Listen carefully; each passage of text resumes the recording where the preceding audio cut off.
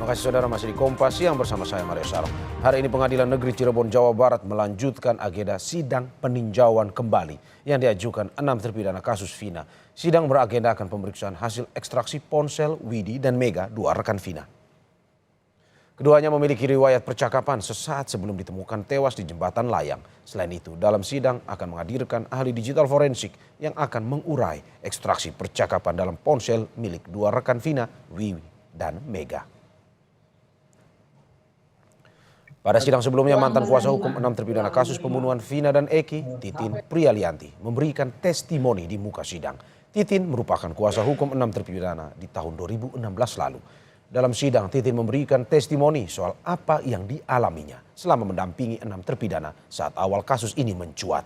Titin juga menyertakan berkas untuk membuktikan kebenaran testimoninya.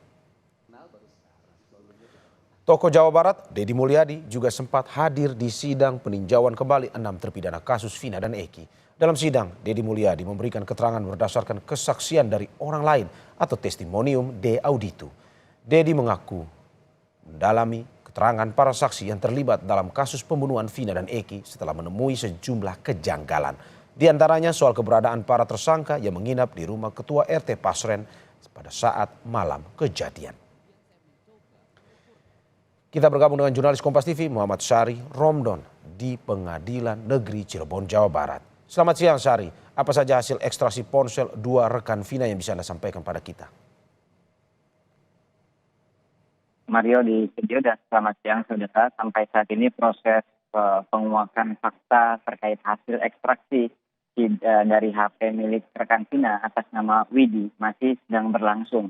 Proses pengadilan hari ini memang sebelumnya sudah dijadwalkan pada pertemuan atau agenda sebelumnya, yakni pada saat hari Senin kemarin kuasa hukum menghadirkan ahli IT yang ternyata pada hari itu hasil ekstraksi milik HP milik Widi rekan Vina itu belum berhasil dibuka. Sehingga pada akhirnya majelis hakim memberikan kesempatan hari ini untuk mempersilahkan kepada ahli IT untuk menjelaskan secara rinci, secara lengkap dan secara utuh terkait hasil ekstraksi yang telah didapat. Secara kesimpulan saat ini terbuka dalam sidang PK hari ini bahwa ada percakapan antara Widi dengan Vina pada sekitar pukul 22.00 sampai 22.15 adalah berupaya Vina mengajak Widi untuk bersama-sama pada saat bermalam mingguan.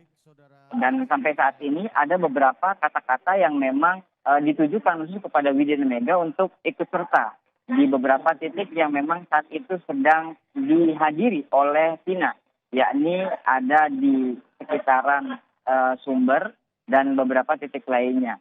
Sementara itu ahli IT juga masih terus memberikan penjelasan ada beberapa kode-kode yang memang itu dapat keluar pada saat ekstraksi itu dihasilkan. Dan karakter-karakter ini dibedah secara langsung menggunakan kemampuan pakar ahli IT tersebut ke hadapan majelis hakim atau majelis hakim PK yang ini. Mario. Ya Syari, kemarin di sidang PK terpidana Sudirman, ia mengaku sakit. Kuasa hukum bilang ada bekas luka tembak peluru karet pada 2016 lalu. Ini bagaimana soal itu dari penjelasannya? Ya, betul sekali. Memang sidang PK perdana Sudirman dengan agenda pembacaan memori PK itu berlangsung sekitar pukul 16.00 sore hari pada hari Rabu kemarin. Kemudian hanya berselang sekitar 40 sampai 50 menit kurang lebihnya, Sudirman mulai tampak gelisah duduk di hadapan majelis hakim. Sesaat setelah itu Sudirman mengeluhkan rasa sakit ke majelis hakim dan ditanggapi oleh tim kuasa hukum Sudirman, yakni Titin Prialianti dan tim Pradila lainnya, yang mengatakan mengumpulkan kepada majelis hakim bahwa Sudirman pernah mendapatkan tindakan kekerasan berupa tembakan senapan angin dari oknum kepolisian pada saat itu menurut versi dari tim kuasa hukumnya. Dan tidak hanya sekedar lisan, Titin juga menunjukkan titik atau tubuh yang memang dialami sakit oleh Sudirman dengan ciri jepong atau agak ke dalam dari permukaan secara keseluruhan kulit di bagian punggungnya Sudirman. Dan pada saat itu tidak hanya menunjukkan bukti bagian belakang, ada juga bukti tendangan atau kekerasan fisik yang diterima Sudirman pada 2016 lalu yang masih berbekas hingga saat ini. Pun dengan jari manis tangan kanan Sudirman yang telah patah setelah diungkap oleh Titin bahwa itu juga merupakan tindak kekerasan yang dia terima atau Sudirman terima pada tahun 2016 lalu. Seketika hakim memberikan kesempatan kepada Sudirman untuk istirahat sejenak dan kembali kepada ruang tahanan tunggu di kantor Pengadilan Negeri Kota Cirebon. Meski demikian, sidang PK dengan agenda membacakan memori PK Sudirman terus dilanjutkan hingga sekitar pukul 21.00 WIB malam hari, Rabu malam hari. Sampai saat ini sidang agenda Sudirman akan dijadwalkan pada hari Senin depan dengan agenda jawaban atau tanggapan dari JPU atau pihak termohon dari PK Sudirman ini. Mario.